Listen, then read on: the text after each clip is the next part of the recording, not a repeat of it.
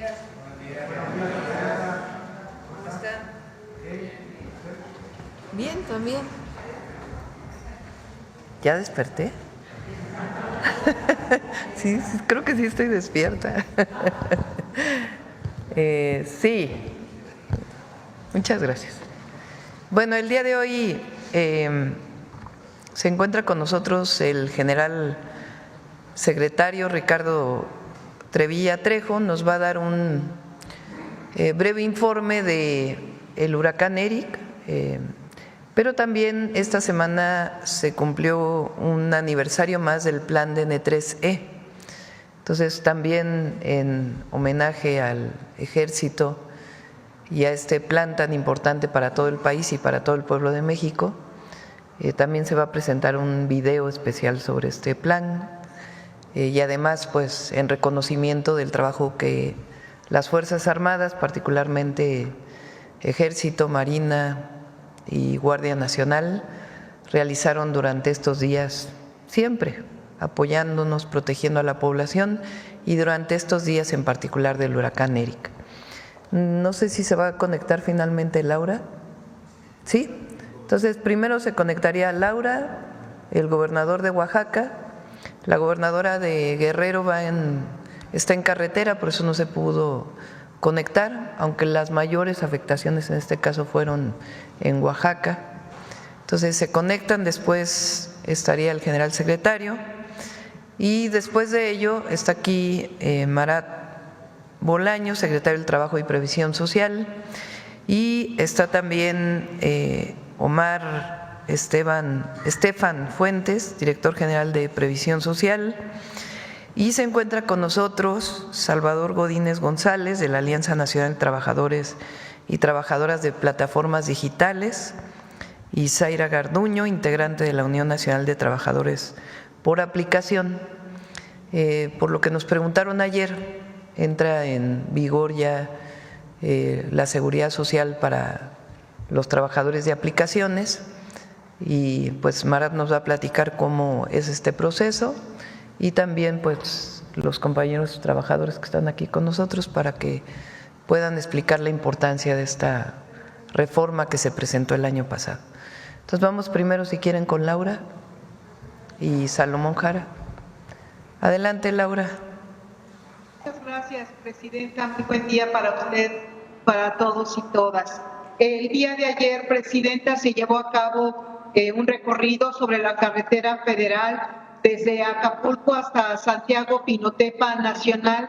Esto con la finalidad de evaluar los daños por el ingreso del huracán Eric categoría 3. Se observaron daños en la infraestructura eléctrica con caída de postes y transformadores, así como voladuras de techos de láminas en viviendas y caída de árboles. Los municipios, Presidenta, que aparecen en el siguiente mapa, con afectación directa por el impacto del huracán Eric, son los siguientes. En el municipio de Guerrero sería Ometepec, Coajinicuilapa y San Nicolás. Y para el municipio de Oaxaca, San José, Estancia Grande, Santa María Cortijo, Santo Domingo Armenta, Santiago Tapextla, Santa María Guasolotitlán, Santiago Jamiltepec, Santiago Pinotepa Nacional, San Juan Bautista, Lo de Soto, Santiago Llano Grande. Sin embargo, Presidenta, el día de hoy continuaremos haciendo recorridos para ampliar la información y no dejar a ningún municipio, a ninguna población afectada por este huracán fuera de nuestro análisis y de nuestra ayuda. Asimismo, quisiera agregar, Presidenta, que el día de ayer en la noche se presentaron fuertes lluvias en la zona del Istmo, afectando al municipio de Juchitán. Se desbordó el río de las Nutrias, conocida como de los Perros, se desbordó afectando a las poblaciones de las secciones de Juchitán de Zaragoza. Existen familias que ya han sido trasladadas al albergue municipal y vamos nosotros a trasladarnos, concluyendo esta reunión con el señor gobernador para darle el apoyo. Asimismo, con Sedena y Marina estaremos trasladándonos a Juchitán concluyendo esta reunión. Quisiera continuar con mi informe, Presidenta, informar a usted que desde el primer momento que tuvimos el anuncio de que impactaría este huracán categoría 3, hasta el día de hoy suman 34,400 servidores públicos de los 3 niveles de gobierno atendiendo la emergencia y atendiendo a la población del estado de Guerrero y del estado de Oaxaca. Hemos estado en coordinación los 2 estados y el gobierno federal con los municipios haciendo un trabajo en equipo y de unidad. En la que sigue, Presidenta, tras la afectación del servicio eléctrico, que fue una de las afectaciones más severas, nos informa la Comisión Federal de Electricidad que la afectación fue de 276,885 usuarios en Oaxaca y en Guerrero. Se trabaja por cuadrillas las 24 horas del día. Se ha devuelto el servicio a 142,349, lo que representa un avance ya del 35%. Asimismo, Presidenta, de las afectaciones que se tuvieron en la telefonía celular, las empresas de telecomunicaciones ya trabajan en el restablecimiento. En la evaluación de daños que hemos tenido hasta el momento, porque vamos a continuar aquí trabajando en Oaxaca, el día de ayer se llevó a cabo una reunión de evaluación de daños en Pinotepa Nacional con presencia del gobernador de Oaxaca, el ingeniero Salomón Jara Cruz, y el presidente municipal Héctor Domingo Baños Toscano. Al ingresar el huracán categoría 3 en el municipio de Santiago Pinotepa Nacional, se registraron fuertes vientos de hasta 205 kilómetros por hora, lo que ha dejado severos daños en techumbres de viviendas e infraestructura, así como caídas de postes de luz y caídas extensas de árboles.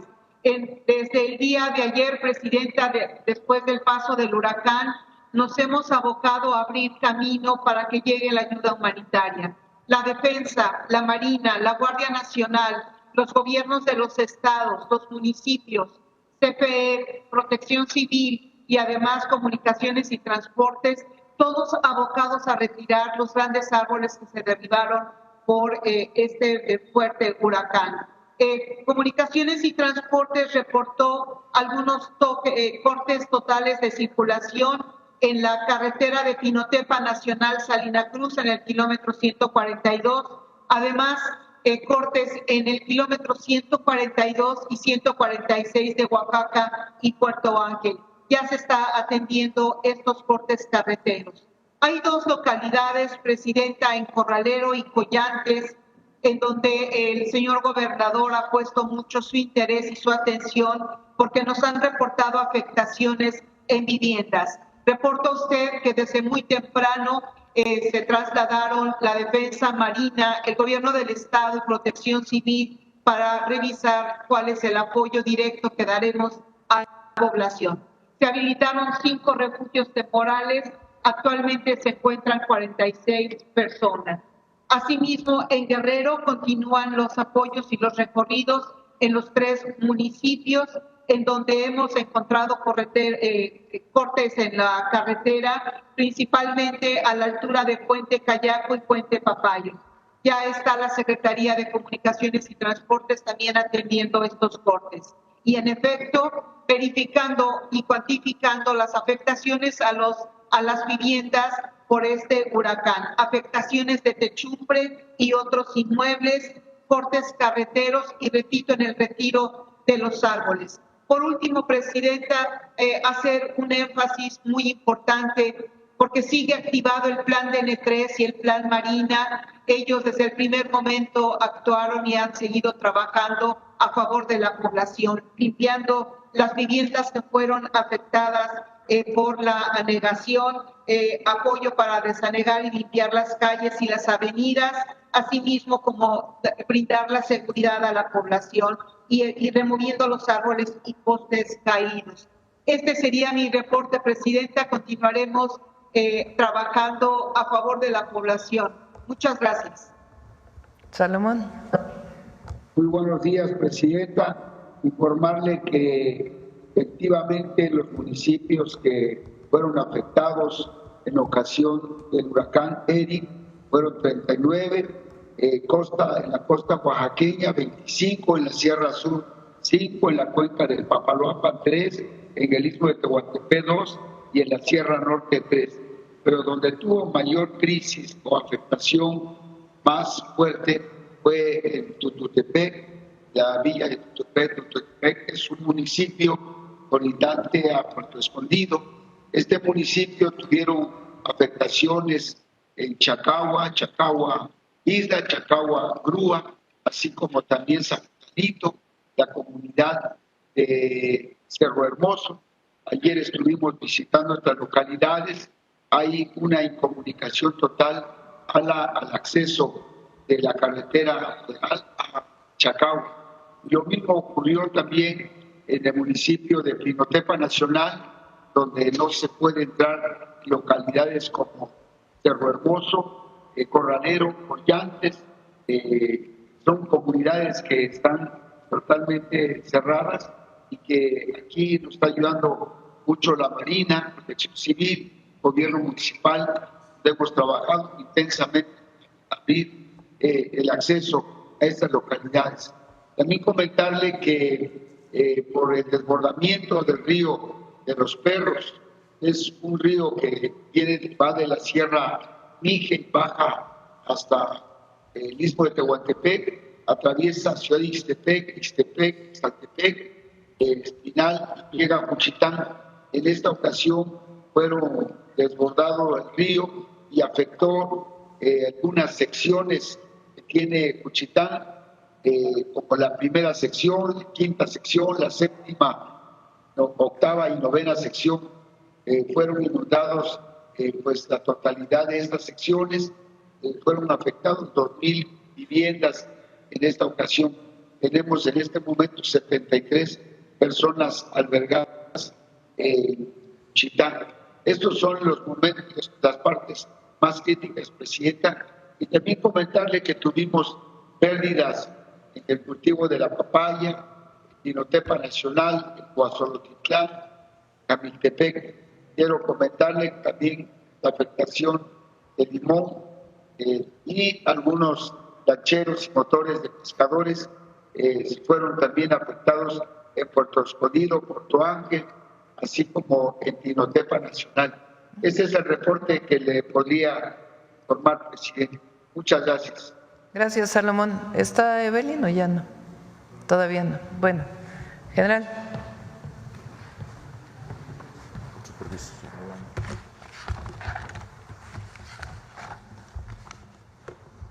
Adelante, buenos días a todos y a todas. Adelante, por favor, la que sigue.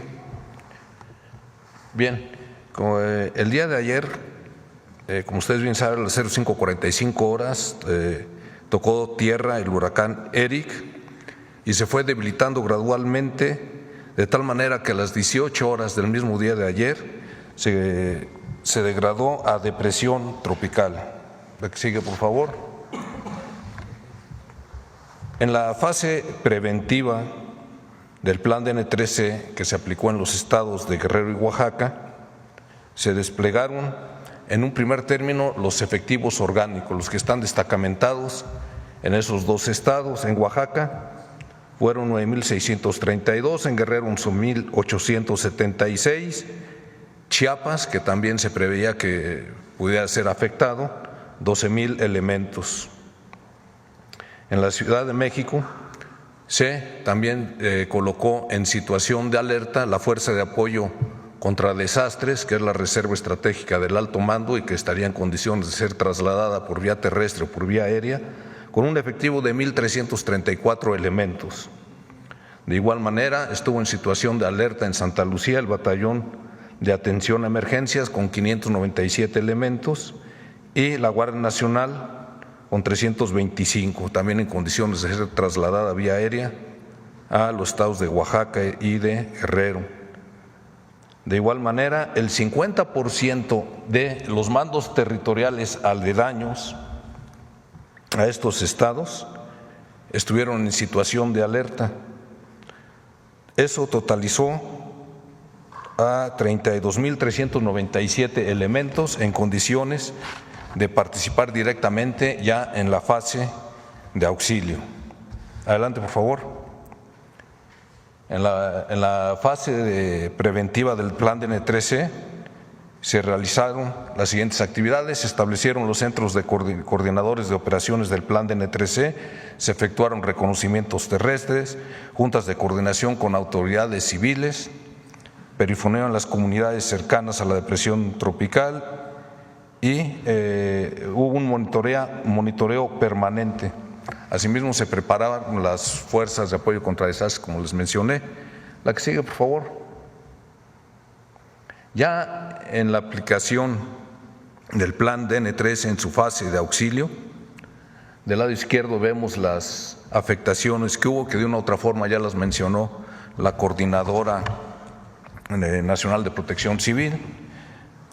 En el caso de Oaxaca, 70 viviendas con afectaciones menores, 9 derrumbes carreteros, 9 árboles derribados ya removidos, el crecimiento del río Ixtepec que recuperó su caudal y el río de los Perros que también creció mucho, pero en este momento ya está recuperando su caudal. La que sigue, por favor.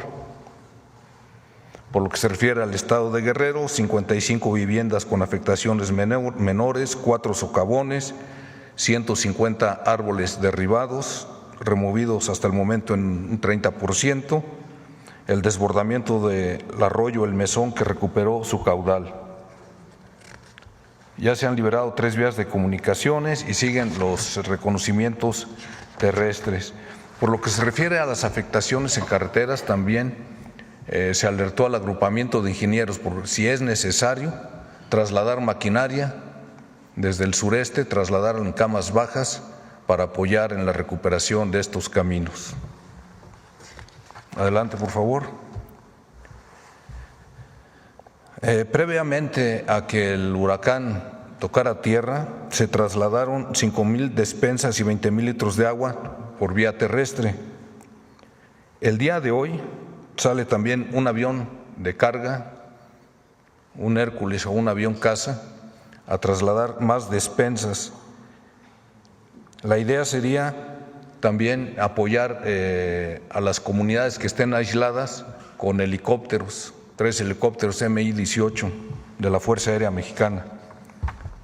Adelante, por favor.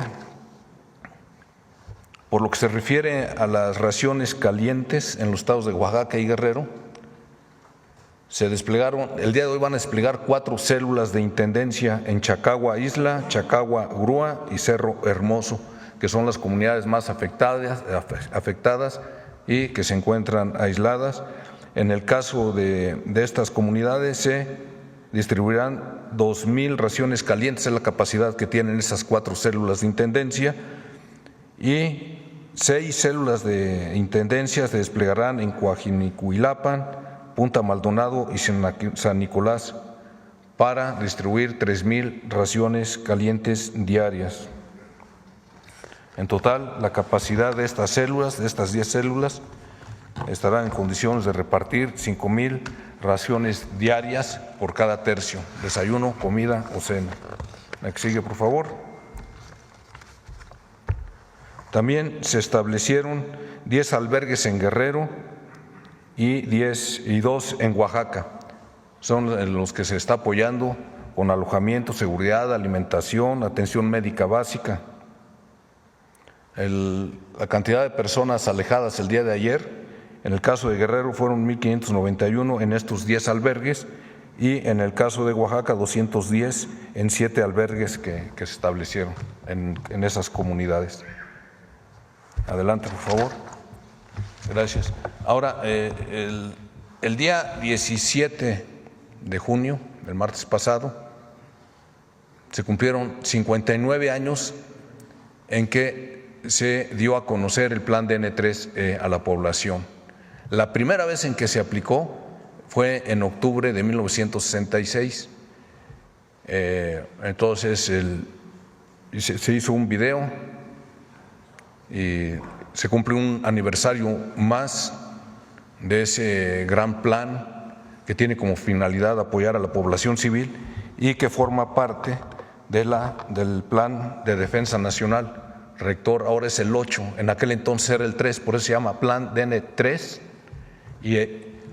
lo relacionado con protección civil ocupaba la parte en un anexo E, por eso se llama Plan DN3E, aunque ha ido evolucionando esto de tal manera que ahora el Plan de Defensa Nacional es el número 8 y está actualizado. Cuando sucedió lo de la pandemia no teníamos esas experiencias y ya el anexo E comprende muchas acciones, muchas estrategias para apoyar en ese sentido. ¿Me ayudan por favor con el video?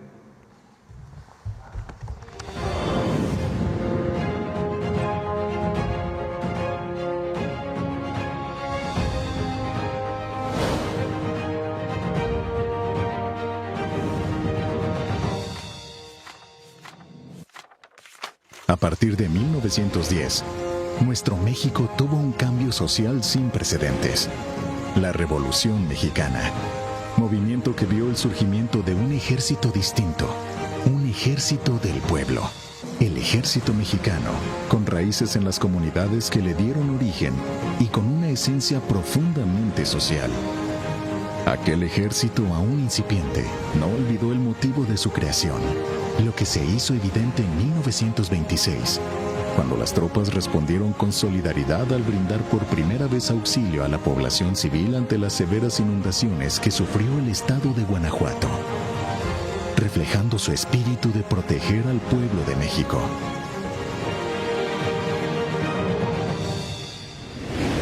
Con el paso del tiempo, y ya consolidado el ejército como una fuerza institucionalizada, se dio un paso adelante en 1965, con la formulación de un plan de auxilio a la población civil, que fue incluido en el Plan de Defensa Nacional número 3 como anexo E, surgiendo así lo que se conoce hasta nuestros días como Plan DN3E, siendo el ejército mexicano pionero a nivel mundial en atender este tipo de emergencias.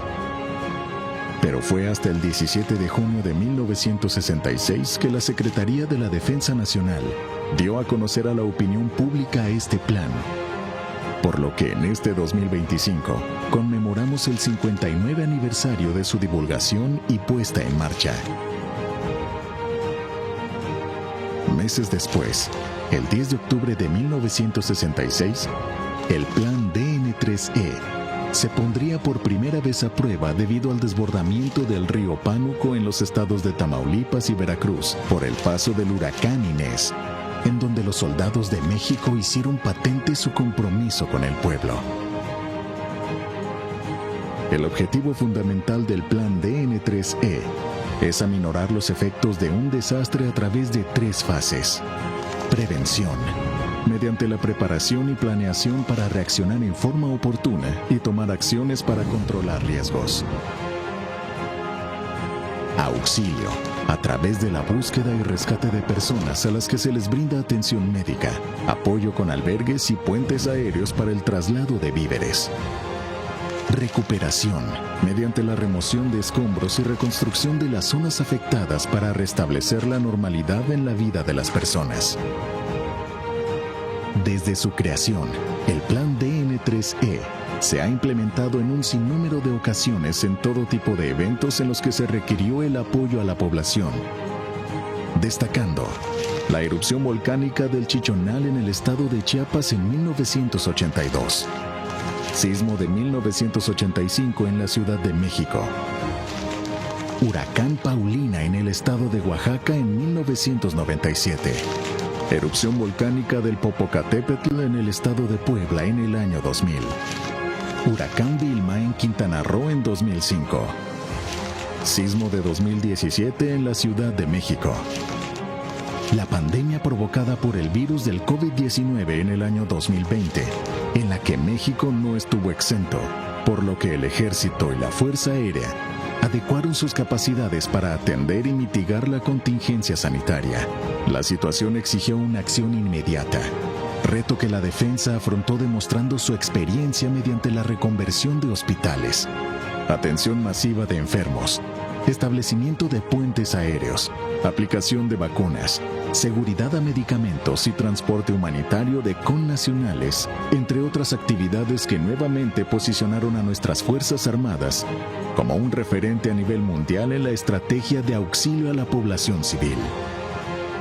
Otro apoyo importante del Ejército y Fuerza Aérea fue en el estado de Guerrero durante el paso del huracán Otis en el año 2023. En medio de todos estos desastres, los soldados mexicanos siempre estuvieron presentes con una respuesta eficaz y humana. Sumándose a este esfuerzo la Guardia Nacional en el año 2024. Además de su compromiso con la patria, quienes portan el brazalete amarillo han brindado socorro en 96 sucesos a 30 países a lo largo de 27 años desde que se implementó por primera vez la ayuda humanitaria, ejemplo digno que han emulado las Fuerzas Armadas de otras naciones. El Plan DN3E surge del legado revolucionario de contar con un ejército cercano siempre al pueblo. Es la disciplina y preparación transformadas en prevención, acción y rescate. Es la unión de la fuerza y el corazón mexicano, porque cuando todo parece perdido, siempre hay alguien listo para ayudar. Ejército, Fuerza Aérea y Guardia Nacional, siempre al servicio de México. 59 aniversario del Plan DN3E. Gobierno de México. Muchas gracias. Ahora sí, Mara.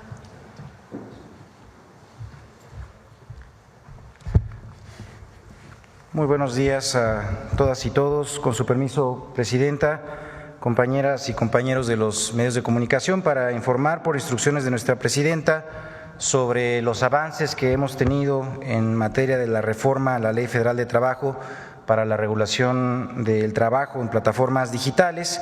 Y pues les quiero compartir justamente que el día de hoy con ustedes vamos a dar a conocer algunos de los elementos más importantes de esta reforma y también en dónde vamos en términos de su implementación. Recordar que este es un compromiso de nuestra Presidenta frente al pueblo de México, en el cual en el número 59 de los 100 compromisos establecidos se establece la regulación del trabajo en plataformas digitales. Y es importante destacar que esto es una reforma histórica que fue publicada el día 24 de diciembre del año 2024, en donde justamente se reconocen los derechos laborales de quienes trabajan de forma presencial a través de las aplicaciones. Durante varios años en la Secretaría de Trabajo se ha impulsado un proceso de amplio diálogo con las empresas, también con organizaciones de las personas trabajadoras, con el Instituto Mexicano del Seguro Social, con el Infonavit, con el Servicio de Administración Tributaria, y esto justamente ha permitido que a lo largo de este tiempo, alrededor de cerca o más de 50 reuniones, en alrededor de estas reuniones, pues hayamos podido construir un nuevo marco legal que garantice la protección para los trabajadores y trabajadoras, manteniendo además la viabilidad del negocio que, como saben, pues es muy innovador. La reforma incorpora un nuevo capítulo en la Ley Federal de Trabajo que reconoce la relación laboral subordinada de manera especial, sui generis, por así llamarlo, de quienes alcancen al menos un salario mínimo mensual en esta actividad, y extiende además la protección en caso de riesgos de trabajo a quienes no lleguen a este umbral durante el tiempo efectivamente laborado. Es una regulación pionera a nivel mundial y en ese sentido debemos sentirnos muy orgullosos, porque justamente lo que estamos demostrando con esto es que dentro del humanismo mexicano la innovación tecnológica no tiene por qué estar reñida con la justicia laboral. Algunas de las características, para que nos quede muy bien claro, pues quienes generen ingresos iguales o mayores al salario mínimo tendrán todos los derechos laborales reconocidos en la ley, incluyendo la afiliación completa al IMSS y al Infonavit, y esto significa que estarán asegurados en 5 áreas fundamentales.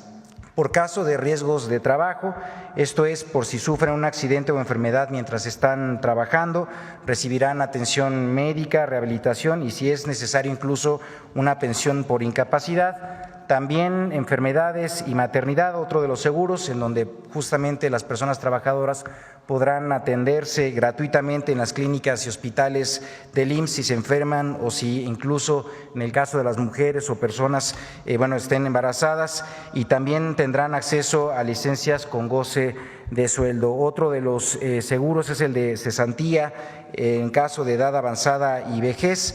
Esto, al llegar a la edad de retiro, tendrán derecho a una pensión siempre que cumplan con los requisitos de las semanas cotizadas. De igual manera, invalidez y vida, esto en caso de que alguna enfermedad o accidente impida que sigan trabajando, pues que se pueda recibir justamente el apoyo económico que corresponde, y en caso de fallecimiento, pues el beneficio que tendrán así los familiares en su caso, y acceso también a la pensión y servicios funerarios. Por la otra, acceso a guarderías y prestaciones sociales, esto es a los servicios de cuidado infantil, centros recreativos, deportivos y otras actividades del IMSS. Además, como ya mencioné, cotizarán al Infonavit, lo que significa que mes con mes podrán generar un ahorro en la subcuenta de vivienda. Quienes cumplan con los requisitos establecidos en esta materia podrán acceder a un crédito para compra, construcción o mejora de casa. Esto pues es un derecho que por primera vez se extiende a miles de personas repartidoras y conductoras que tendrán la posibilidad real de acceder a una vivienda con respaldo institucional. Este es uno de los grandes avances de la reforma que justamente pues anteriormente, como sabemos, por la relación que se establecía, pues estaban excluidos de la red de seguridad social del país. Lo que estamos buscando además con los objetivos de esta reforma es que se garantice los derechos sin quitarle a las personas trabajadoras la libertad de elegir cómo, cuándo y cuánto tiempo trabajar, que este es uno de los elementos más importantes que además solicitaban los trabajadores. En ese sentido se mantiene el esquema de flexibilidad en el trabajo, conservan su autonomía, pero además ahora lo van a hacer con reglas claras para evitar así abusos a las personas trabajadoras. Por ejemplo, las personas ya no podrán cobrar por el uso de la aplicación ni tampoco establecer restricciones arbitrarias para la conexión. Se eliminan además los cobros indebidos y se prohíben prácticas como la simulación de contratos civiles para evadir responsabilidades laborales. También se pone orden en la gestión algorítmica. Las decisiones tomadas por algoritmos deben de ser transparentes, comprensibles y, lo más importante, revisables por personas que puedan justamente atender a las personas trabajadoras, también otras personas, en este caso pues inscritas en la propia plataforma. Nadie puede ser desconectado por un robot sin derecho a una audiencia. La desconexión inmediata, además, solo se permite en casos graves como fraude o riesgos de seguridad, y siempre deberá notificarse de manera muy clara y con justificación. Y algo también muy importante que destacar: no hay un cambio en el régimen fiscal, no hay un aumento de impuestos con esta reforma, se mantienen las reglas actuales del ISR y del IVA, y en este sentido pues la formalización laboral no implica una mayor carga fiscal, y esto pues hay que decirlo, pues lo que sí implica es una importante ganancia en derechos para las personas trabajadoras, pero reitero, no hay un aumento de impuestos para las y los trabajadores.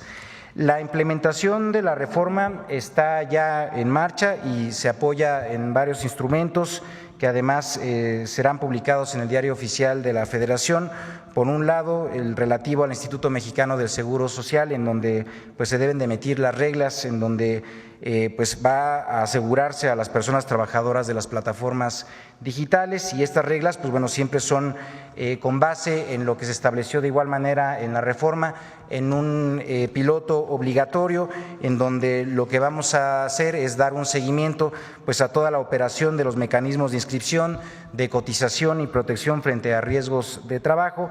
Y por otro lado, también otro de los documentos es el relativo a la Secretaría de Trabajo y Previsión Social, que establecen las disposiciones generales, esto para calcular el ingreso neto mensual, que es justamente el criterio por el cual se distingue quién podrá acceder a la seguridad social con todos sus derechos completos. Ambos ordenamientos han sido desarrollados de manera conjunta entre el IMSS y también la Secretaría del Trabajo, con lo cual, pues bueno, evidentemente esto ha implicado que tengamos un diálogo abierto y también muy sólido con las empresas del sector y también con las organizaciones de las y los trabajadores. Por otra parte, hay que comentar que en los siguientes pasos que están por darse, pues es la publicación justamente de estas reglas por parte del IMSS, en donde pues se da cuenta de este mecanismo innovador y flexible para garantizar la seguridad social para quienes trabajan en estas plataformas y dejar además muy claro que es a partir del 1 de julio que justamente empezarán ya propiamente el arranque de este piloto, en donde justamente lo que vamos a hacer pues es dar el seguimiento de manera puntual de la implementación de la reforma. Además, lo que estamos buscando con esto pues es que ningún trabajador se quede desprotegido y que todos además pues tengan justamente con los registros correspondientes para hacer efectivos los derechos establecidos en esta ley. Destacar que el diseño también de esta nueva legislación permite compatibilizar el nuevo esquema con otros regímenes, por ejemplo, de personas pensionadas o quienes coticen por una subcuenta en la modalidad 40 podrán seguir trabajando también en las plataformas sin perder los derechos ya adquiridos.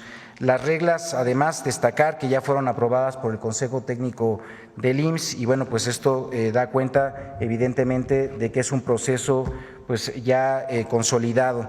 Por otra parte, Presidenta, hay que destacar, informar, aprovechar el espacio de lo que se ha logrado con esta reforma que no ha pasado de manera desapercibida a nivel internacional. Durante la más reciente Conferencia Internacional del Trabajo de la OIT, de la Organización Internacional del Trabajo, esto en Ginebra, nuestro país fue reconocido por presentar un modelo regulatorio innovador, esto en economía digital, un modelo que garantiza derechos sin imponer rigideces y que además respeta la libertad de organización del trabajo y que pone al ser humano en el centro.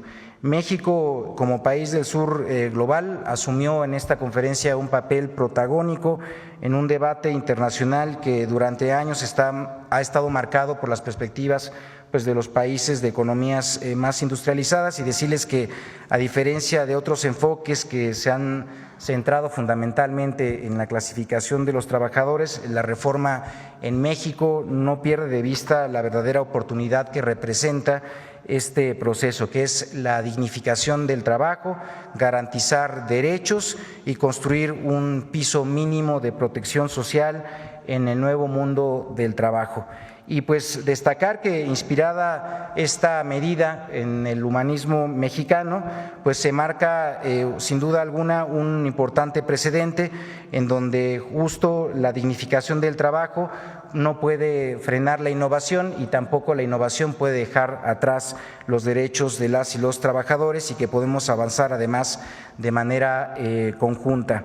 Y finalmente comentar que nos encontramos a solo unos días que inicie formalmente el aseguramiento obligatorio, como ya mencionaba, esto a partir del 1 de julio, la etapa justamente del piloto obligatorio que nos permitirá aplicar en campo reglas definidas, como ya mencionaba, y bueno, pues destacar que es una etapa que va a durar varios meses, vamos a avanzar en ella desde el 1 de julio hasta el 31 de diciembre, esto para poder dar evidentemente cabal seguimiento a todos los procesos para su implementación y bueno, pues decirles en ese sentido que estos beneficios pues estarán ya de manera o en breve pues a disposición de los trabajadores, esto a partir de la implementación también del piloto. Y bueno, pues ya para cerrar esta presentación nos gustaría además ceder la palabra a quienes son sin duda los protagonistas de esta reforma, las personas trabajadoras de plataformas digitales. El día de hoy nos acompañan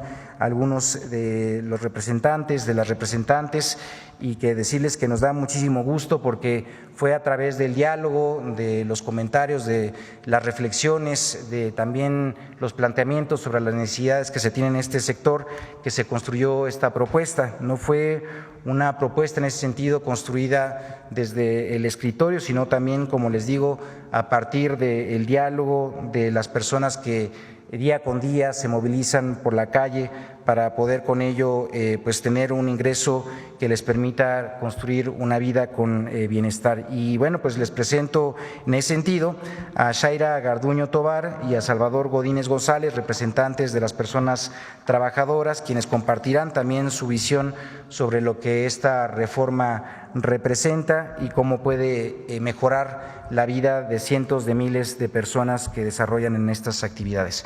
Si nos permite, Presidenta, que puedan pasar adelante. Muchas gracias. Con su permiso, Presidenta. Hola, ¿qué tal? Buenos días a todas y a todos. Quiero comenzar agradeciendo especialmente a la Presidenta por este espacio que nos da, porque puede abrir este espacio para que las trabajadoras y trabajadores por aplicación, que durante 10 años hemos sostenido esta economía de plataformas digitales, nos dieran la voz. Hoy es un día histórico. Después de más de 10 años trabajando con la informalidad digital, entra en vigor una reforma que nos ampara como trabajadores y trabajadoras. Las virtudes de esta reforma destaca, nos reconoce como trabajadores y trabajadoras, no más socios ni deliveries independientes. Nos da acceso a la seguridad social en el IMSS.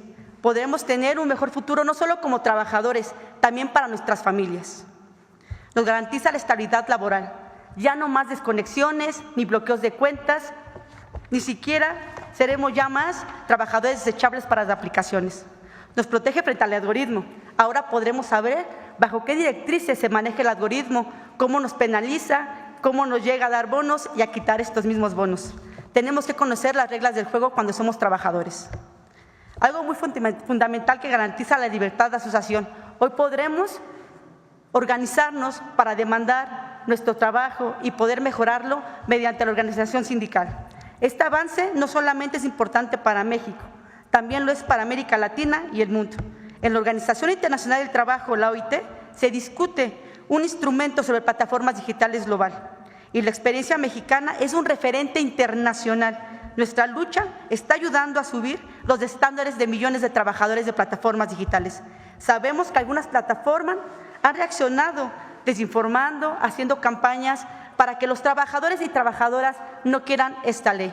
Pero somos más los que queremos de esta ley y queremos tener protección. Sobre todo las mujeres, hoy somos escuchadas y hoy pusimos nuestras manos en esta reforma. En las próximas semanas iniciará la prueba piloto de 180 días, un modelo inédito para México y que nos pone en una posición mundial en los ojos del mundo. Estas virtudes también nos dejan un muy buen sabor de boca como trabajadoras y trabajadores de plataformas digitales. Hoy podemos decir que la dignidad laboral digital se ha escuchado y la voz de las mujeres hoy ha sido escuchada. ¡Que vivan los trabajadores y trabajadoras digitales! Muchas gracias.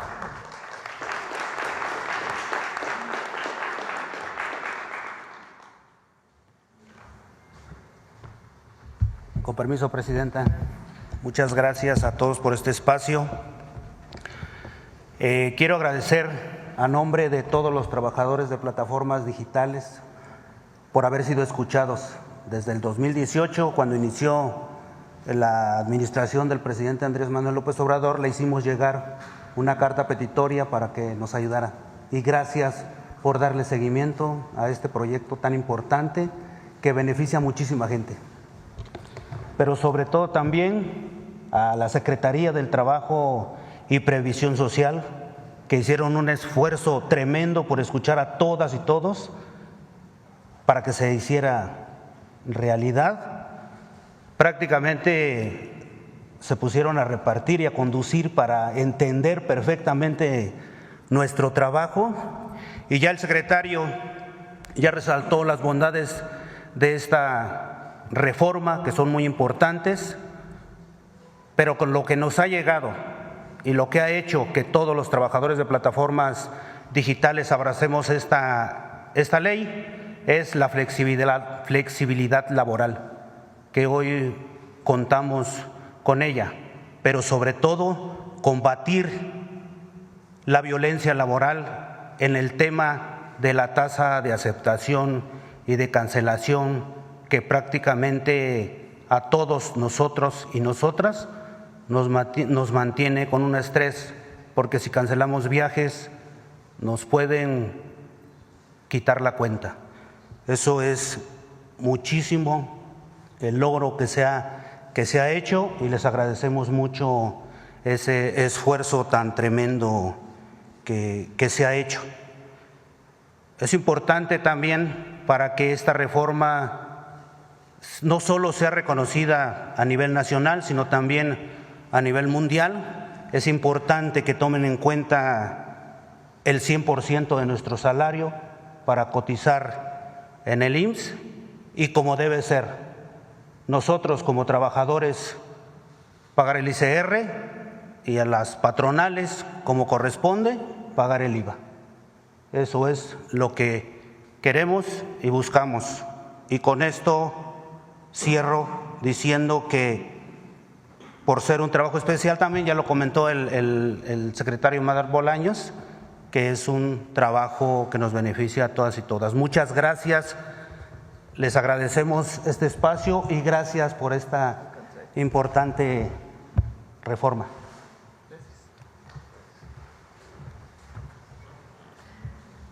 Bueno, solamente sobre esto último, es importante decir que ha habido muchísimas reuniones con las principales empresas de plataforma. No es algo que se haya hecho sin las empresas. Al principio pues no estaban muy de acuerdo, pero poco a poco se han ido convenciendo pues de la importancia de que tengan derechos laborales y también pues es un trabajo de riesgo, entonces que tengan la posibilidad de tener pues los apoyos en caso de un accidente y todo lo que significa el trabajo de las plataformas digitales. Entonces es un acuerdo, diría yo, de consenso ya con las empresas. Son 6 meses pilotos para ver cómo funciona, para que ya la obligatoriedad, bueno, es obligatorio ya porque es ley, pero son 6 meses de prueba piloto para que podamos iniciar ya sin las pruebas piloto, ya directamente el próximo año, ¿no? ¿O cuándo es? A partir del 1 de enero del 2026. Bueno, pues es esto. Les informo que en un rato nos vamos a trasladar a Oaxaca a la zona más afectada. Afortunadamente no hubo muchas afectaciones, hay que decirlo. Las mayores afectaciones están en Oaxaca, pero sí hay algunas comunidades aisladas. Entonces está trabajando Defensa, Marina, para poder apoyarlas. No solamente fue la costa, sino también fue el istmo, fue Juchitán particularmente con el desborde del río. Entonces nos vamos a trasladar para poder coordinar los esfuerzos y de ahí retomamos la gira por el sureste. Bueno, ahora sí vamos a las preguntas. Sí, a ver, vamos aquí adelante ya. La próxima semana ya nos vamos a… Gracias, Presidenta. Buenos días. Rodrigo Muñoz, de NX Noticias. Sobre el huracán Eric, no sé si tenga información sobre, nos comentaban y ya nos plantearon todas las afectaciones estructurales, pero sobre heridos o víctimas mortales que se han registrado hasta el momento. Sí. Hay un pequeñito que falleció, pequeñita, un menor de edad, porque atravesó una zona que tenía una corriente, se está pues cerca de la familia a través del gobierno de Guerrero, pero por lo demás no hay ninguna otra pérdida humana y son principalmente pérdidas materiales. Más bien preguntarle en qué momento comenzaría o tienen previsto poder iniciar con el censo por parte de la Secretaría del Bienestar. Vamos a definirlo hoy a partir de las afectaciones. Normalmente se cierra el periodo de emergencia, que significa pues abrir caminos y todo lo que significa ya la comunicación.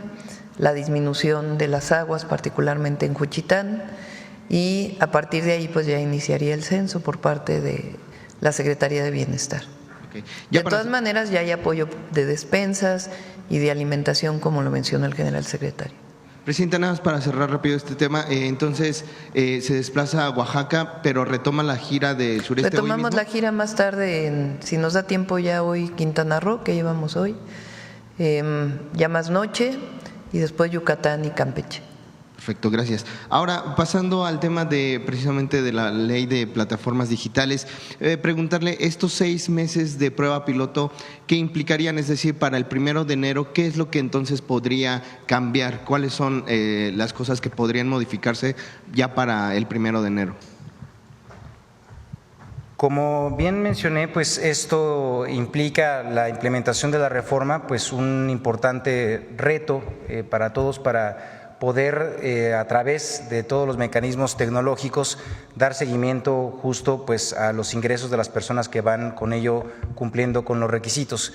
Esto implica también, tanto para la Secretaría de Trabajo como para el Instituto Mexicano del Seguro Social, el que las herramientas que ya están diseñadas para la implementación pues justamente cumplan a cabalidad, esto evidentemente con el desarrollo mismo de la incorporación de las y los trabajadores. Entonces, estos 6 meses que es de obligatoriedad implica pues que se va a tener todo un intercambio de manera muy dinámica con las plataformas digitales para que todo el mundo pues tenga claridad de cuáles son las y los trabajadores que estarán ingresando. Entonces, ¿qué es lo que podría cambiar? Pues evidentemente en términos operativos nada más las precisiones que se tengan que hacer para eficientar todo el proceso y que no tenga ningún contratiempo en ello. Básicamente es para ello, para que el piloto nos dé también pues muchísima certeza de cuál va a ser ese proceso operativo en términos del seguimiento y la inscripción de las y los trabajadores.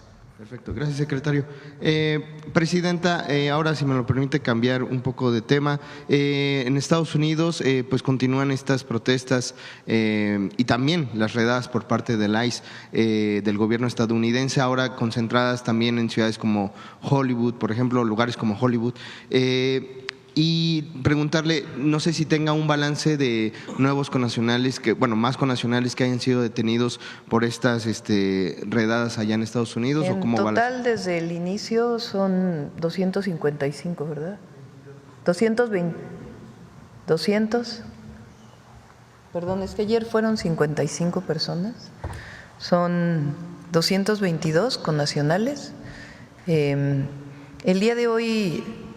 Creo que el día de hoy Secretaría de Relaciones Exteriores va a dar también una conferencia de prensa porque se ha fortalecido el sistema de apoyo a los connacionales en los consulados, tanto la información, qué es lo que se debe hacer, como todos los mecanismos que nos ayudan a ayudar a todos los connacionales que están no solo en California, sino en otros lugares de Estados Unidos. Entonces, estamos fortaleciendo los consulados y el apoyo consular a todas las personas que son detenidas y también el programa México Te Abraza, que también está en funcionamiento para todas las personas que lleguen a México y que puedan tener un empleo, el apoyo de la tarjeta migrante, del apoyo paisano y todos los programas sociales que estén a su disposición, incluso la afiliación al IMSS también. Perfecto. Ya por último, Presidenta, también en temas que tienen que ver con Estados Unidos, sabemos que el presidente Donald Trump ha hecho, por ejemplo, ayer un llamado, emitió un comentario de que en los próximos 15 días pues se definiría la situación de la postura estadounidense frente al conflicto que se vive entre Israel e Irán. En este contexto, preguntarle precisamente también si tiene nuevos informes por parte de la Cancillería sobre connacionales mexicanos que hayan sido trasladados, evacuados. Está ahí la embajada y regresaron un grupo de connacionales que se les dio todo el apoyo y se está permanentemente en comunicación si es que quieren regresar más. Hay algunas personas que decidieron quedarse. Gracias, Presidenta. Gracias. A ver, vamos aquí. Buenos días, Presidenta. Carlos Domínguez, de Nación 14. Presidenta, esta semana se dieron a conocer 3 casos indignantes de maltrato animal en el país. El primero y más lamentable, el de un agente de la Fiscalía del Estado de México que asesinó a un perrito pastor alemán que se encontraba parado en la calle. Sacó el arma, la descargó, 4 tiros le metió a este perrito. Vecinos alertaron a la policía, fue detenido minutos después, se resistió y trató de amedrentar a los policías municipales. El segundo también se hizo viral en redes sociales. 2 sujetos se grabaron obligando a un perro a ingerir bebidas alcohólicas, lo intoxicaron obviamente. Y por último, el caso de un ejemplar de tigre de Bengala de nombre Cheta, que se encontraba en cautiverio en condiciones precarias en un deshuesadero de Ciudad Juárez, en Chihuahua. Esta ejemplar de tigre de Bengala era exhibida como una atracción en este negocio. Ninguna autoridad local hacía nada y tuvo que ir la Profepa hace unos días a rescatarla. Preguntarle, Presidenta, su opinión sobre estos casos de maltrato animal y qué acciones tomaría su gobierno para crear leyes que propongan castigos más severos para castigar estos casos que por lo general indignan mucho a la sociedad mexicana. Pues es indignante como tal. La violencia de cualquier tipo, estamos en contra de cualquier violencia de cualquier tipo, pero particularmente el maltrato animal es el reflejo de lo que después incluso podría aumentar en términos de la violencia. Entonces, se está trabajando en la Ley de Protección Animal. Recuerden que ya pasó en la Constitución, ya está en la Constitución la protección de los animales, se está trabajando en la ley. Ahora, en el periodo extraordinario, entra la ley que tiene que ver con los delfines para que no estén en cautiverio. Y se está trabajando con las organizaciones de protección a los animales para poder pues trabajar más en coordinación con ellos una ley de protección animal. Gracias, Presidenta. En otro tema, hoy en primera plana, el diario Reforma publica que senadores de Morena y aliados estudian presentar una iniciativa para reformar las fiscalías estatales y quitarles autonomía. Esto con el argumento de que el sistema no ha fallado o no ha funcionado.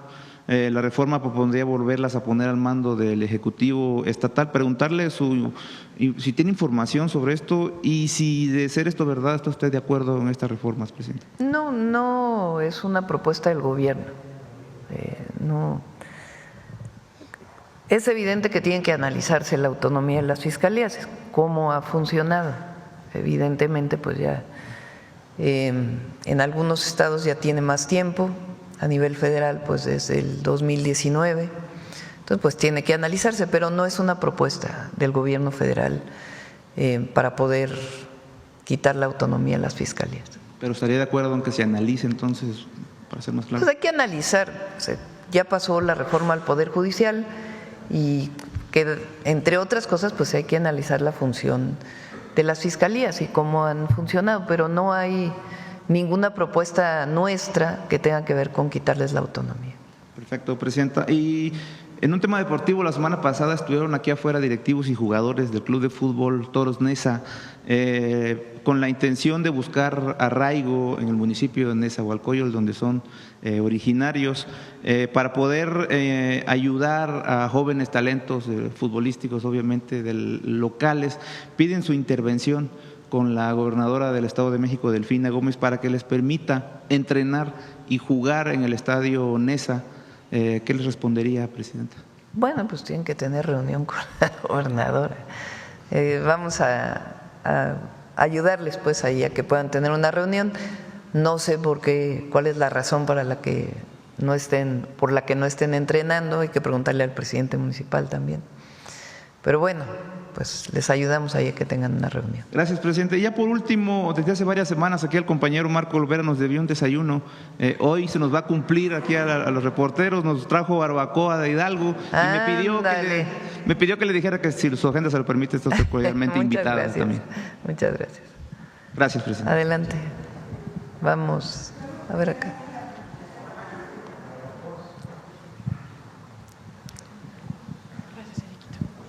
Gracias, Presidenta. Buenos días. Claudia Guerrero, del periódico Reforma. Sobre este asunto de el análisis de las iniciativas o posibles iniciativas para modificar el modelo de las fiscalías. Quisiera preguntarle si usted considera que ese modelo funcionó o no funcionó, está agotado en los hechos desde su punto de vista, ¿fue útil para la Procuración de Justicia? No quisiera dar una… es decir, hay que analizarlo profundamente. Hay fiscalías en algunos estados que funcionan muy bien, hay otras que no funcionan tan bien. La Fiscalía General de la República funciona bien y en otras cosas tiene que mejorar. Entonces yo creo que en general es importante para el país. Las fiscalías es una institución fundamental, indispensable para la pacificación y la disminución de la violencia en nuestro país, indispensable, porque son finalmente quienes persiguen el delito. La Guardia Nacional, la Secretaría de Seguridad y Protección Ciudadana, pues tienen una parte preventiva y tienen otra parte de coadyuvante del Ministerio Público para poder hacer la inteligencia y la investigación. Pero quien presenta las carpetas de investigación ante un juez es la Fiscalía. Entonces, creo que vale la pena analizar el funcionamiento de las fiscalías y qué otras cosas deben tener para mejorar su operación. Ya la discusión de la autonomía o no es otra cosa, pero creo que es importante mejorar en general en nuestro país la Procuración de Justicia. ¿Usted tiene una posición personal sobre el tema de la autonomía? Pues creo que en algunas cosas es importante. A ver, la autonomía se planteó en la idea de que no hubiera un uso político de las fiscalías. Ese era, digamos, el fondo de la autonomía, que no dependiera del Ejecutivo si perseguía a una persona o no, independientemente del delito que hubiera cometido. También se pensó en la idea, pues, de que tuviera mucho más profesionalización para la persecución del delito. Y hasta ahora, pues todos debemos decir que las fiscalías requieren mejora, todas las fiscalías. Entonces, en ese marco hay que analizar la función de las fiscalías y qué más debemos hacer en nuestro país para mejorarla, más allá de la autonomía. No es ningún interés nuestro, como no es interés para el Poder Judicial. La intervención del Ejecutivo en el Poder Judicial no es interés de la presidenta, tampoco es interés de la presidenta tener influencia en la Fiscalía para poder controlar lo que hace la Fiscalía. Pero el país necesita revisar la función de las fiscalías y si están cumpliendo todas con su función o requieren todavía más herramientas y más instrumentos. Presidenta, en otro tema, en las últimas semanas y meses, el gobierno federal ha dado golpes importantes en el combate al huachicol, en una especie de segunda etapa distinta a la del sexenio anterior, en donde se han localizado predios, decomisado bidones o pipas y cargas importantes. Ahora vimos el hallazgo de una refinería en Coatzacoalcos. Sin embargo, no se han reportado detenidos. ¿Qué está ocurriendo con este tema? Se está trabajando en ello junto con la Fiscalía para, digamos, lo que sería la red de delincuencia organizada vinculada con prácticas de huachicol o prácticas de robo de combustible. Entonces, hay prácticas que tienen que ver con combustible importado, que se han puesto muchos controles, combustible que se importaba con otros permisos. Por ejemplo, llegaba diésel y se decía que era nafta y tenía cierto tipo de permiso. Entonces ya se pusieron muchos controles en las aduanas para que esto no sea así. Se emitieron reglas para que no hubiera ciertos permisos temporales que en algún momento se estuvieron otorgando. Y hablo, no tenemos la información si ocurrió antes, pero hablamos de la época en que nosotros llegamos al gobierno. Entonces están poniendo controles en las aduanas y también combustible que pudiera venir de otros orígenes. petróleo crudo, en fin, otras redes de posible corrupción que pudiera haber en algunas áreas. Entonces hay una investigación muy profunda que se está haciendo y en este momento pues hay un trabajo muy intensivo de Guardia Nacional, de Secretaría de Seguridad y Protección Ciudadana, de aduanas, para poder incautar pues todos los almacenamientos y transporte de combustible ilegal. Y se está haciendo todas las investigaciones para pues llegar al fondo de las distintas redes que se dedican a este delito. En algunos casos que han sido detectados por la autoridad federal, pareciera imposible que pudieran concretarse sin la participación de funcionarios públicos. Le quiero preguntar en particular en el caso de la refinería clandestina que localizaron en Veracruz, si la investigación va a llegar hasta Petróleos Mexicanos. Nosotros no vamos a proteger a nadie, número uno. Ahora, las investigaciones, pues hay que tener no se puede dar mucha más información porque justamente están bajo investigación, pero nosotros no vamos a proteger a nadie que estuviera involucrado en prácticas de venta de combustible ilegal. Digo, en función de la complejidad, ¿no?, que implica refinar, podría pensarse que tendría que tal vez requerirse de la especialización de quienes están laborando en áreas de Petróleos Mexicanos. En particular, ayer en este lugar, digamos, para hacer una refinería de este tipo, pues requieres ingenieros químicos esencialmente. Pueden trabajar en Pemex o no. Entonces, ya la investigación pues nos va a dar, pero que sepan pues que se está haciendo la investigación y tope donde tope. Gracias, Presidenta. Y en otro tema, consultarle. Y aparte todo lo administrativo que estamos haciendo, que es muy importante, o sea, los controles administrativos que tiene que haber para evitar que se genere este delito. En otro tema, Presidenta, consultarle qué reflexión tuvo usted, qué revisiones realizó previamente para realizar la propuesta reciente que conocimos que envió al Senado de la República de cónsules, sobre todo para representaciones diplomáticas en Estados Unidos. Algunos perfiles, digamos, llaman la atención, como el excomandante de la Guardia Nacional y otros que son o han sido militantes del PRI. Entonces quisiera preguntarle cuáles fueron los criterios con los que usted y la Cancillería valoraron estos perfiles. Sí, qué bueno que lo preguntas. Se abrió no una convocatoria abierta, pero sí a personas que quisieran participar, además de los que son parte del Servicio Exterior Mexicano. Fueron alrededor de 200 personas de una lista que preguntamos de personas que tuvieran sensibilidad social y que estuvieran dispuestos a generar pues esta nueva atención a nuestros connacionales que están en Estados Unidos. Y de ahí Secretaría de Relaciones Exteriores hizo un comité de selección que tuvo que ver con una serie de puntos, por ejemplo, si hablaban inglés o no, y también pues de la experiencia en el trabajo que habían tenido y si conocían qué hacían los consulados. Entonces se hizo una selección y a partir de ahí se envió esta lista que, si ustedes ven, pues sí es plural, hay de distintos, no solamente son de Morena, por decirlo así, de distintos lugares que tenían interés en ser cónsules. Entonces a partir de ahí se hizo esta lista y me reuní con ellos, les dije qué queremos de los cónsules, que es sobre todo cercanía y atención a los paisanos y paisanas que están en Estados Unidos. Todos estuvieron de acuerdo, se les han dado una serie de cursos de formación, capacitación y van a seguir en este proceso.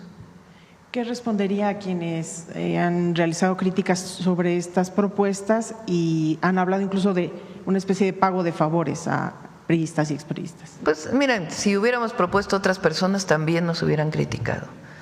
Lo que sí es importante es que sepan que se hizo un proceso de selección. Había muchas otras personas que querían participar, pero pues no reunían los perfiles. Entonces se hizo un proceso de selección y se eligieron a estas personas. Y todos están a prueba siempre. ¿Y vienen más nombramientos? Vienen más nombramientos de embajadores y también cónsules que se pueden nombrar de manera directa. ¿Alguno que nos quisiera adelantar? Ya se los informamos después. Gracias, presidente. Gracias. Sí. ¿Perdón? ¿Cónsules? Pues tienen que pasar por el Senado. Ah, sí, hay algunos que están haciendo muy bien su trabajo, otros que los nombró el presidente López Obrador y pueden estar solamente 5 años bajo ese nombramiento, porque así son las reglas del Servicio Exterior Mexicano, y cuando cumplan sus 5 años, pues entonces ya vendrán las sustituciones. Y hay personas que son también del Servicio Exterior. A ver quién más por acá. Son primera fila, lo que pasa es que hay compañeros trabajadores de plataformas que están aquí con nosotros. A ver, vamos a ver a alguien que no haya preguntado, a ver la compañera. Primero y luego ya. Gracias. Muy buenos días, presidenta. Jessica Upart, Ciudad Victoria, Tamaulipas, del medio digital Enfoque Oportuno. Presidenta, sobre la ANAM en Nuevo Laredo, las oficinas de las agencias aduanales siguen pendientes. ¿Para cuándo se podrá formalizar ya la inauguración? Prácticamente, ¿verdad, general? Sí, yo creo que el próximo mes ya pueden entrar en funciones.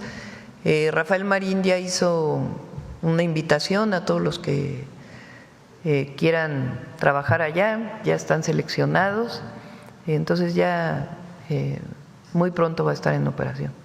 Y por último, presidente, el día de ayer mencionaba acerca de la importancia de que su gobierno pondría especial atención sobre la basura espacial que está generando la empresa privada de Estados Unidos.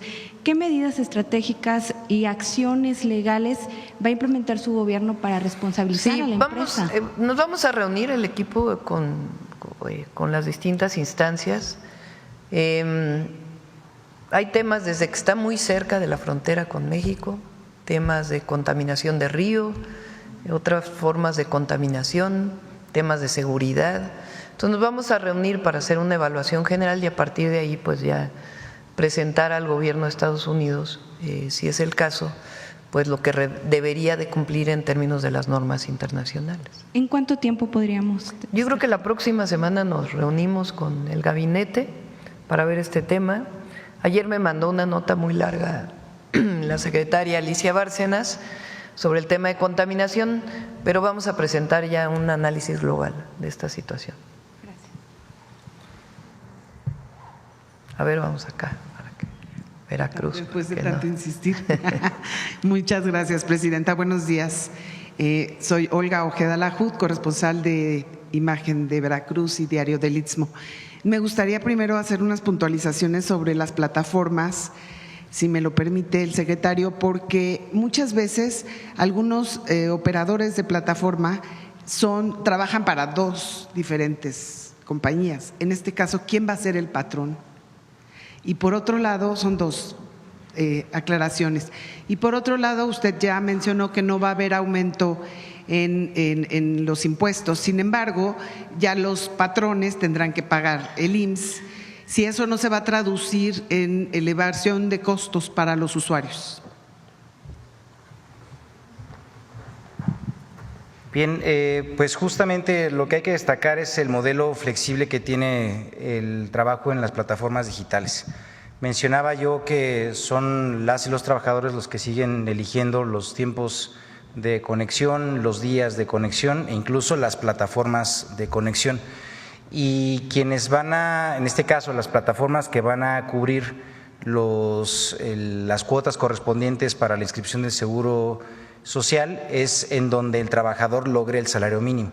Si lo logra en 2 de las plataformas, pues tendrá que ser de las 2 contribuciones. O sea, lo que estamos hablando de que es conforme al ingreso mínimo que se establece y en ese sentido por eso les decimos que no choca el que exista pues el esquema de flexibilidad con el que se está generando por parte de las de seguridad y de protección social. Perdón, ¿cuál era la segunda pregunta? Lo del costo, si no va a elevar esto, si no lo van a traducir al usuario. Bueno, pues siempre es un planteamiento, pero miren, hay que ponerlo esto en perspectiva de lo que ha pasado con la política laboral de la Cuarta Transformación.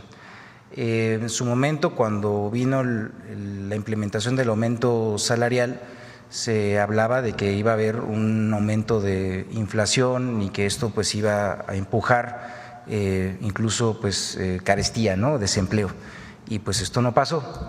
Yo diría incluso por el contrario, tuvo efectos muy positivos, incluso fortaleció el poder adquisitivo y esto abrió un abanico distinto de productos que anteriormente no se podían adquirir por la precarización del ingreso. Entonces, permitió un fortalecimiento del mercado interno, lo dirían así los economistas. Cuando vino también la reforma del outsourcing, que esto implicó que 3 millones de trabajadores fueran reconocidos por sus verdaderos empleadores, también hubo el rescate de un derecho que pues de alguna manera había sido limitado e incluso evitado por muchos empleadores en su momento, que era el del reparto de utilidades. Porque si un trabajador no está registrado con su verdadero empleador, la empresa cuando genera pues esas utilidades, evidentemente pues no está obligada esa empresa que no genera ninguna utilidad en donde está registrado el trabajador. ¿Qué es lo que hicimos? Pues que el trabajador estuviera tal cual reconocido por su verdadero empleador y esto significó que se les pagaran efectivamente el reparto de utilidades. Hemos tenido aproximadamente un aumento del 150% del reparto de utilidades y de igual manera se dijo que eso iba a venir con aumento de precios, de costos y pues no ha sido así. Confiamos, como ha sido a la fecha con la política laboral, que los beneficios que han sido amplísimos, incluso retomando un punto que ya se ha tocado aquí en la conferencia, pues 11 millones de personas salieron de condición de pobreza y pues digamos que cerca también del 80% de estos ha sido en buena parte de la política laboral de aumento de ingresos, Presidenta, y bueno, pues es parte de lo que estamos en ello. Muchas gracias. Muchas gracias. Y ya en un tema más local, Presidenta. Es importante porque esta reforma no cambia la manera en que el trabajador o trabajadora están trabajando. Si deciden que van a trabajar 4 horas a la semana, van a poder seguir haciéndolo. Se establece una prestación mayor para el que alcanza el salario mínimo, pero también el apoyo para cuando hay accidentes. O sea, lo que no puede ser es que no sean considerados trabajadores o trabajadoras y que estas empresas que son transnacionales establezcan una relación de socio, cuando en realidad pues no es socio, ¿verdad? Porque ni siquiera reparto de utilidades hay. Entonces, lo que se busca es que las empresas pues reconozcan a los trabajadores como trabajadores. Entonces, por eso son estos 6 meses que permitan ver a través de los esquemas digitales pues cómo va a operar este proceso.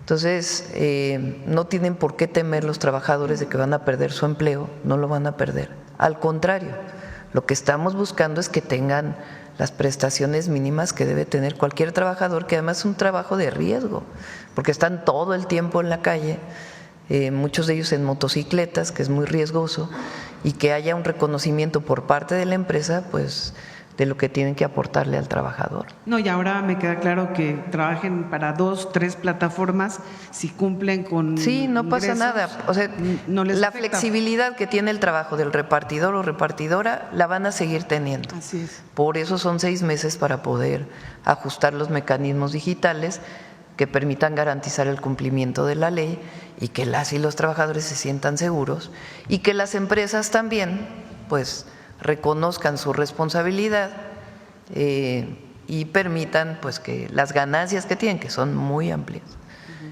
pues también se mantengan, pero con los derechos laborales. Claro.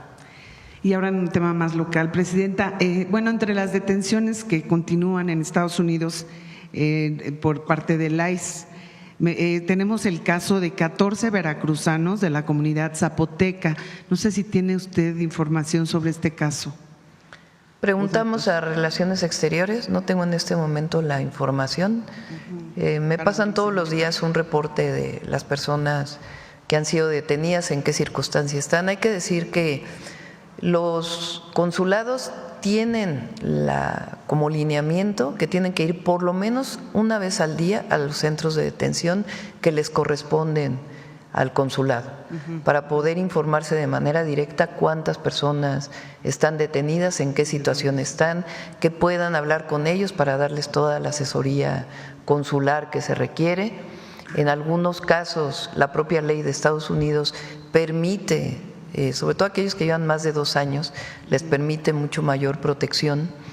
Y si van a ser deportados, pues que tengan toda la información. Ahora estamos buscando pues que les permitan llevarse sus celulares, porque en algunos casos no se los permitían. Se hizo una nota ya en este sentido por parte de Relaciones Exteriores al gobierno de Estados Unidos, porque a veces llegan a México y no tienen los contactos de sus familiares. Entonces todo esto se está trabajando, y difundir más la información de los consulados para que nuestros paisanos sepan a qué teléfono llamar y algunas medidas de prevención que deben tenerse para poderse proteger de mejor manera. Porque en algunos casos ni siquiera buen español tienen, ¿no?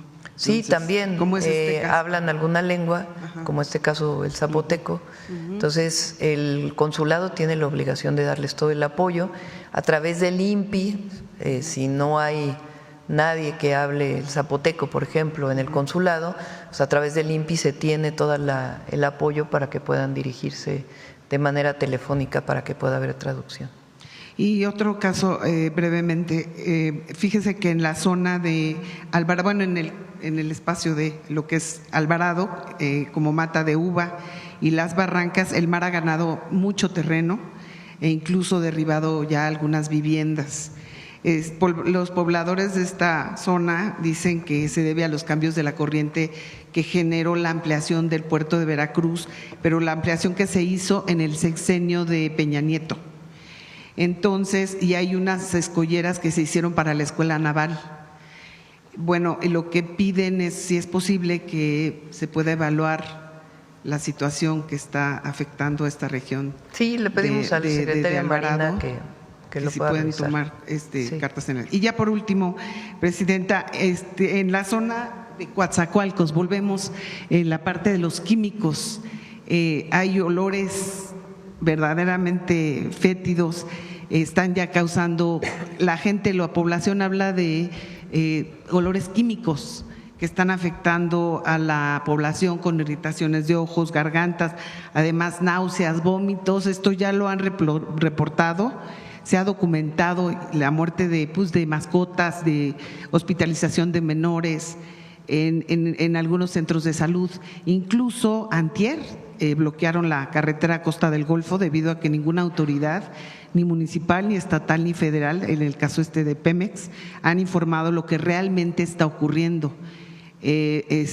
Nos gustaría saber qué acciones puede tomar su gobierno para investigar qué es lo que está pasando, porque esto ha sido una solicitud por años en el sur de Veracruz, específicamente en Coatzacoalcos, en donde no se ha hecho, la población ha pedido un monitoreo del medio ambiente que se pueda conocer públicamente y no se ha logrado.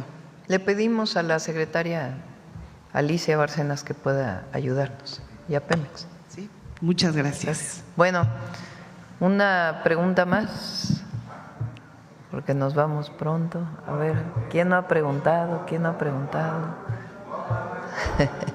A ver, allá SDP que no has preguntado hace mucho. Buenos días, Presidenta, buenos días. ¿Cómo se dan cuenta cuando pasa algo aquí? Todo? No sé en este caso por qué. Adelante. Eduardo Esquivel Ancona. ¿No es SDP? No, Domo de Cristal. Ah, pero sí estabas en SDP un tiempo, ¿no? Estuve 12 años. Ah, bueno. Perdón, no estaba informado. Muchas gracias. Ahora es Domo de Cristal. Muy bien.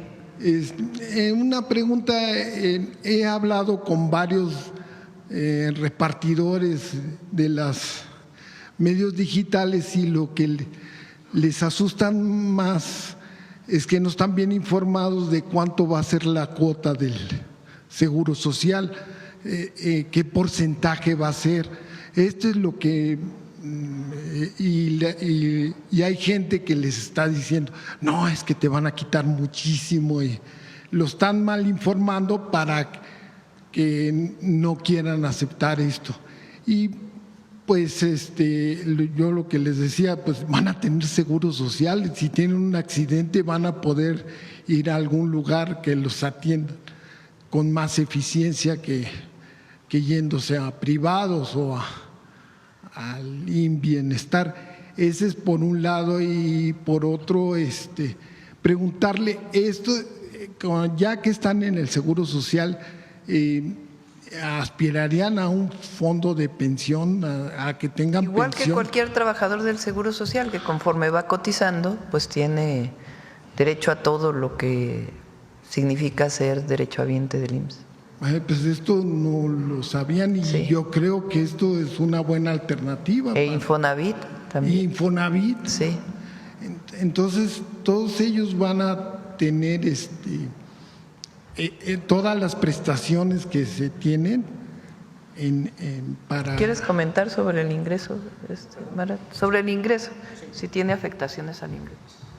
Sí, esta es una medida de afirmación sobre los derechos, no es una medida ni recaudatoria, ni tampoco que busca a partir de aquí pues hacer un cobro digamos que implique limitaciones al ingreso de las y los trabajadores.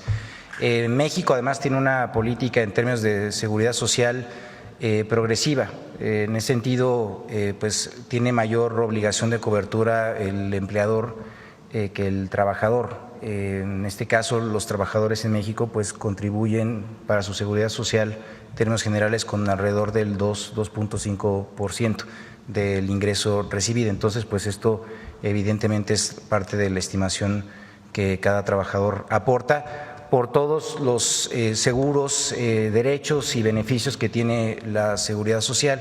Sí hay que destacar que en muchas ocasiones cuando los trabajadores no tienen esa cobertura, que tienen que recurrir incluso pues a servicios fuera de la cobertura de la seguridad social, pues los costos incluso por una sola enfermedad pueden rebasar el salario de un mes, ¿no? Entonces, obviamente estamos hablando que pues esto es parte de las contribuciones que se hacen tanto por parte del Estado mexicano, los empleadores y los trabajadores para hacer un sistema de seguridad social como el que se tiene actualmente, con todo lo que ya se describió y que también destacó la presidenta.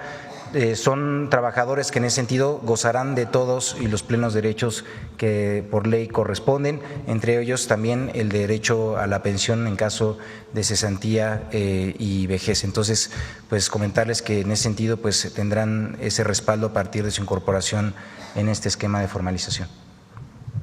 En otra pregunta también relacionada con el derecho laboral, hay mucha inquietud entre los empresarios por la rebaja de horas, de las horas trabajadas, de los 40 horas, porque dicen ellos que las pymes van a tener muchos problemas con el personal porque van a tener que contratar más gente y ya se les sale de su presupuesto porque pues, trabajan 6 días a la semana y aquí ya nomás trabajarían 5 Va a ser algo gradual y para eso son los foros.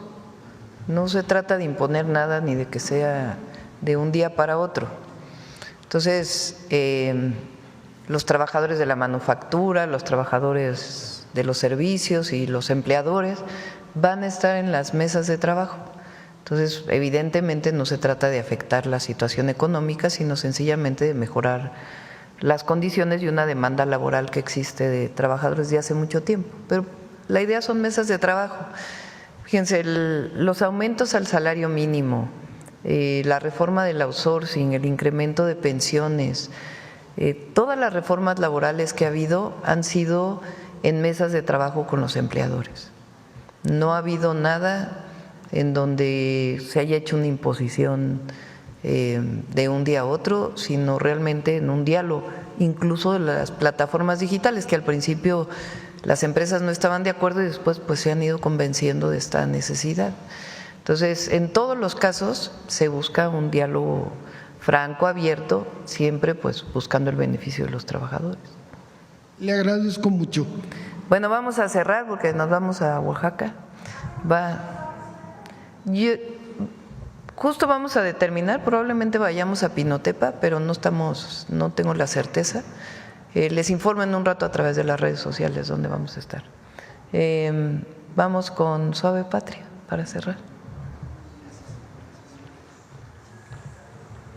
Con su permiso, Presidenta. Keaku Newarutsi, le saludo con mucho respeto, Presidenta. Buenos días. Keako Yunaite a todas y a todos. Keaku Yunaite desde Palacio Nacional. Les acabo de saludar en la lengua wixárika. Es la lengua huichol, como muchas y muchos de ustedes lo conocen. La lengua wixárika se habla principalmente en 3 estados: Jalisco, Nayarit y Durango. Nuestra tierra es color, sabor, y ante los ojos de todas y todos nosotros es un hermoso arte. Cada rincón de este gran pueblo se manifiesta a través de su riqueza cultural, amplia y vasta ante el mundo.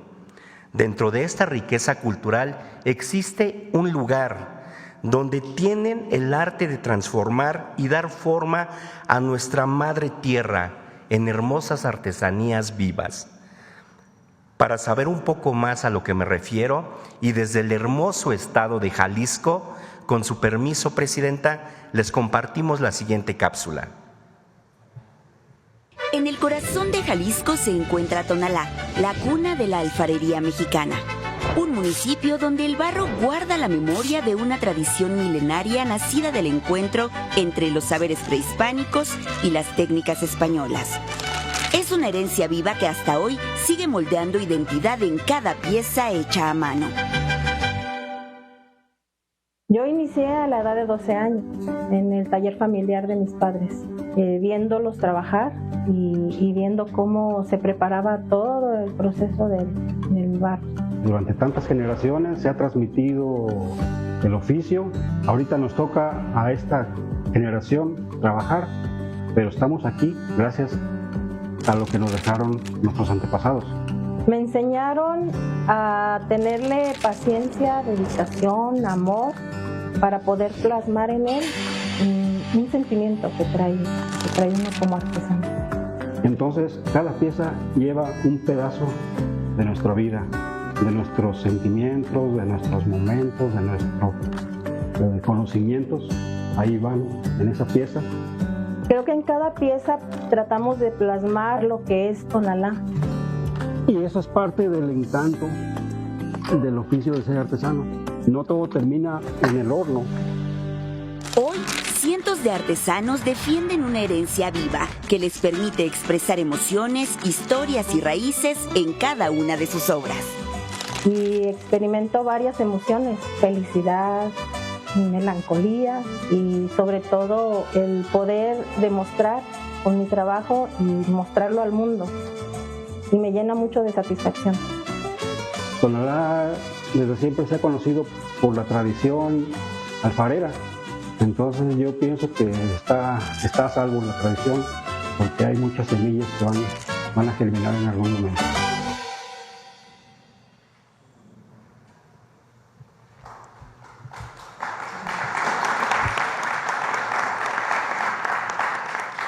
¿Cómo no estar orgullosos de ser mexicanas y mexicanos si somos conocimiento, somos tradición y somos transformación constante? Cuando compartimos el arte de Tonalá, estamos llevando una parte de esta comunidad con nuestros seres más preciados. Muchas gracias a todas y a todos los artesanos que a través de las tradiciones y de la experiencia, pero sobre todo la unión familiar, fortalecen nuestra identidad, porque cada producto terminado es tiempo, cariño y dedicación, porque el pueblo de México, hermanos y hermanas, es crear con las manos lo que el corazón siente. Pampari Yutsi. Muchas gracias. Gracias. Muchas gracias.